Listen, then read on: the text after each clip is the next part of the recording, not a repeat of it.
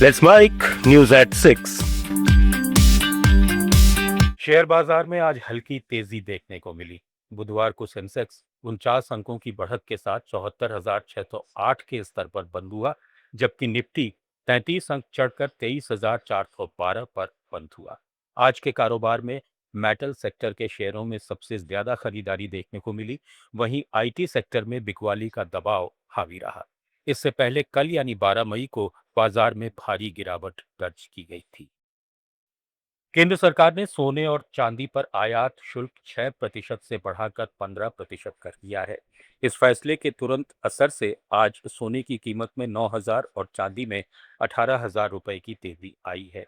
10 ग्राम सोना अब 1,60,000 रुपए और 1 किलो चांदी 2,87,000 रुपए के भाव पर पहुंच गई है।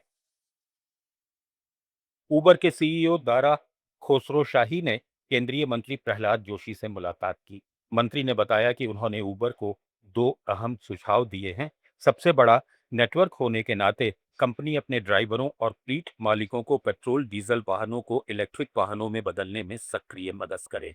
ये प्रधानमंत्री मोदी के स्वच्छ गतिशीलता के विजन के अनुरूप है।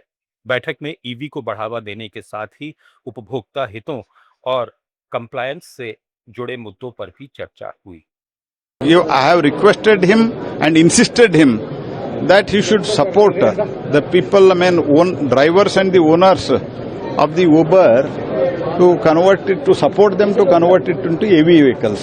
That's what I have said. And remaining all other things, there were some issues which as a consumer affairs, consumer affairs के हमने जो कुछ डायरेक्शन इशू किया था उसमें पालन करने के लिए and consumer interest are the paramount. This is what we have convinced him, and they have also agreed, and they have said that self-audit everything. We will come in. We will do it, and we'll come back to you. This is what they have said. Kotak Mahindra bank के संस्थापक उदय कोटक ने चेतावनी दी है कि भारत पर आने वाला आर्थिक झटका बहुत बड़ा होने वाला है। दिल्ली में CII बिजनेस समिट में उन्होंने कहा कि पिछले 2 महीने में मध्य पूर्व युद्ध के असर से जनता को राहत मिली, लेकिन अब ये राहत खत्म होने वाली है। तेल की बढ़ती कीमतों का पूरा प्रभाव जल्द ही दिखेगा और उपभोक्ताओं पर भारी पड़ सकता है। कोटक ने सलाह दी कि देश को सबसे बुरे हालात के लिए तैयार रहना चाहिए। And think about a consumer with limited income having to spend more directly on fuel and indirectly on other items for fuel or dependent on fuel. The shock is coming. We had old inventory. We had the ability for oil companies to be the shock absorber. And it's a large amount of money. Therefore, I don't think you're very far away from the shock unless, and this is where I don't have an answer, and I suppose none of us have an answer, or probably if there is anybody else in the world who has an answer.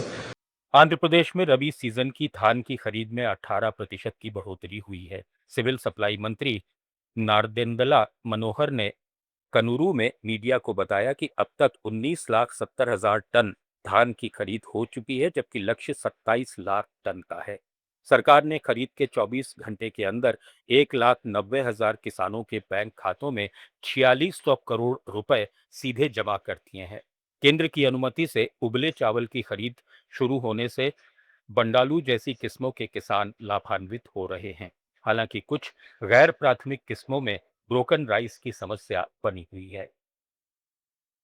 Karnataka में नई excise व्यवस्था सोमवार से लागू हो गई, लेकिन शराब की नई कीमतें अभी भी तय नहीं हो पा रही हैं।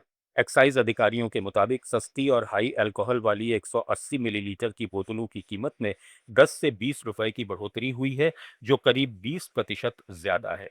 वहीं प्रीमियम सेगमेंट में 750 मिलीलीटर की बोतल पर कीमतें 700 रुपए तक गिर सकती हैं। खासकर आयातित विस्की ज्यादा सस्ती होगी।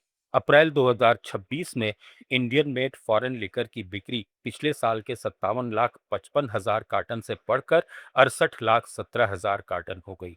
बियर की बिक्री 41,60,000 से बढ़कर 50,39,000 कार्टन पहुंच गई।